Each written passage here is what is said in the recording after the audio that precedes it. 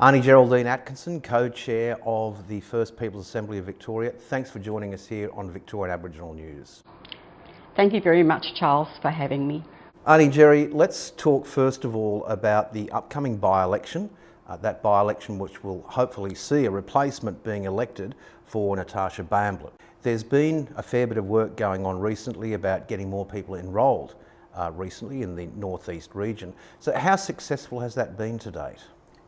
I think it's been really hugely successful, Charles, that we've had a lot of interest, that people are more aware now of the process, more aware of what the Assembly is doing. So I think it's piqued people's interest, and what they want to do is be involved in the process. Have we seen a specific number that it's been increasing by at all? Well, the figures that I heard last week were there were over 200 new enrolments. That was fantastic. I thought that was really huge. So it just goes to show that the advertising, the social media posts, the concert that's going to occur. And we'll get to that in a minute, absolutely. Has really ensured that we're increasing the number of people that are enrolled. Now, this is just in the northeast region that we're seeing this increase. Hopefully that will be reflected right across the state, especially in the run-up in the next 2 years for the next election. Aunty Jerry, we've got the elections, or the by-elections, the polls opening on the 26th of February this year, running through to the 27th of March. Now, big question, are people eligible to enrol throughout that whole voting process? Or once the 26th of February happens, is it shut off?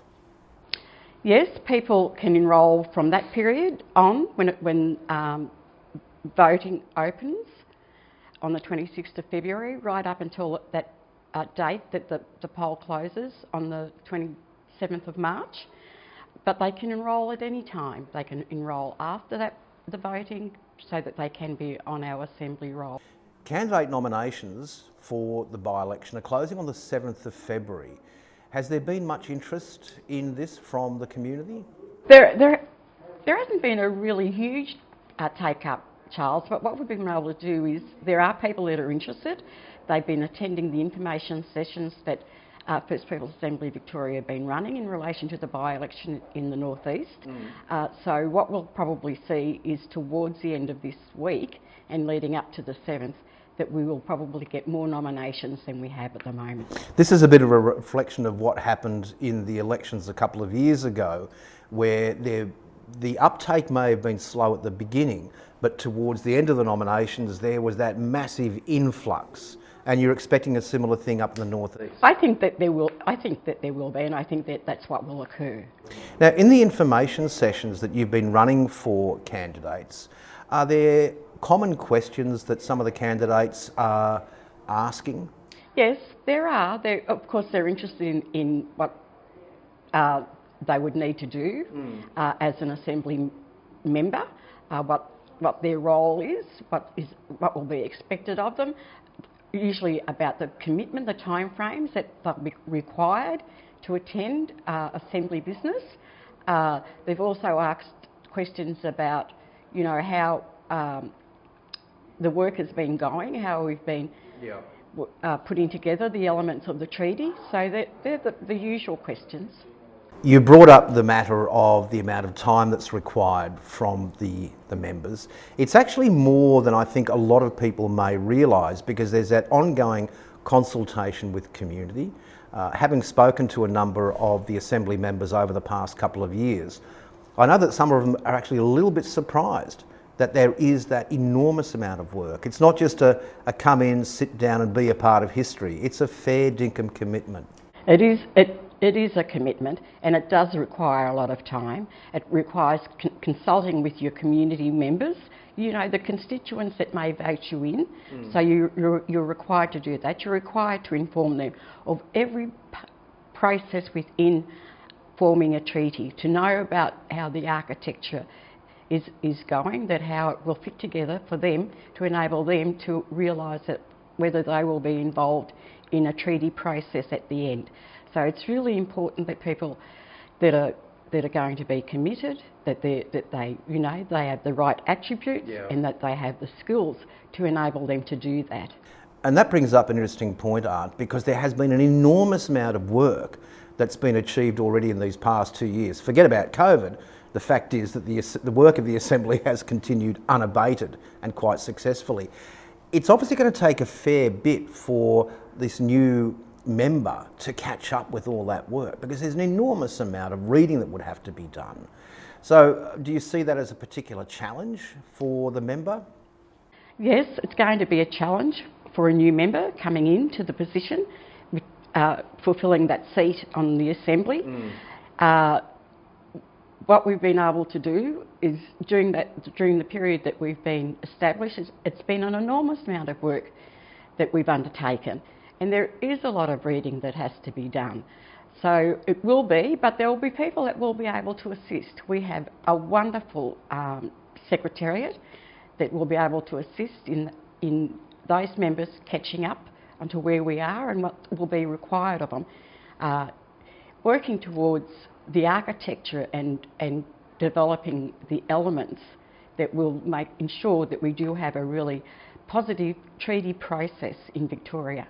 That actually leads on quite nicely, I think, to the Treaty Authority discussion paper, which was released, I think, late last year and open for feedback from the community. Has there been much by way of feedback on that discussion paper?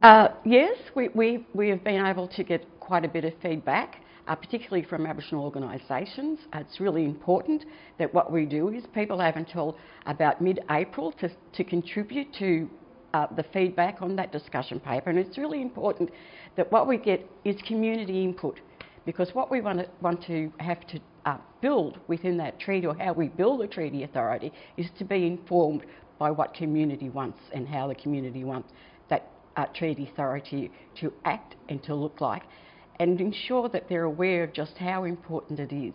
You know, we were saying the other day, and one of Uncle Mukai just gave a really beautiful descriptive position in relation to that, and he said for people to understand that the treaty authority is like when you're playing like a game of football. It's the umpire, and what we're doing is we're in actual fact building the rules, and that's what the treaty authority and the framework will be. So it's about understanding that. It's about understanding exactly just what the role of the treaty authority will be, and how it will interact with communities who wish to apply for a treaty. That's exactly, I think, describes it just so very well. Well, that obviously brings up the issue, Aunty Jerry, of community consultation. And I know for the past 2 years there's been an enormous amount of frustration within the Assembly, and I know particularly when it comes to the Gippsland area, because the Assembly's been trying to get out there, I think 3 or 4 times, and COVID outbreaks have pushed that back. So what are the plans that the Assembly may have in mind now to ramp up that community engagement across the state? We'd like to continue our face-to-face meetings with the community to provide them with the information in relation to the treaty process. If we still have the pandemic, and if we still have, the restrictions that COVID imposes, we will continue to use our online forums. So they'll continue. We've been very successful with those. We've used social media a great deal, and that's been really positive. So there are those things that ensure that we're able to continue our work through online processes, and we'll continue to do that and make sure that what we do is we ramp that up and get information out to people, whether it's via mail, whether it's online, what we do, whether it's by telephone, talking individually to people. If that's what it takes, that's what we'll do to ensure that what we're doing is engaging the community in this process, because that's the most important thing. That's our most important job, and that's what we have to do.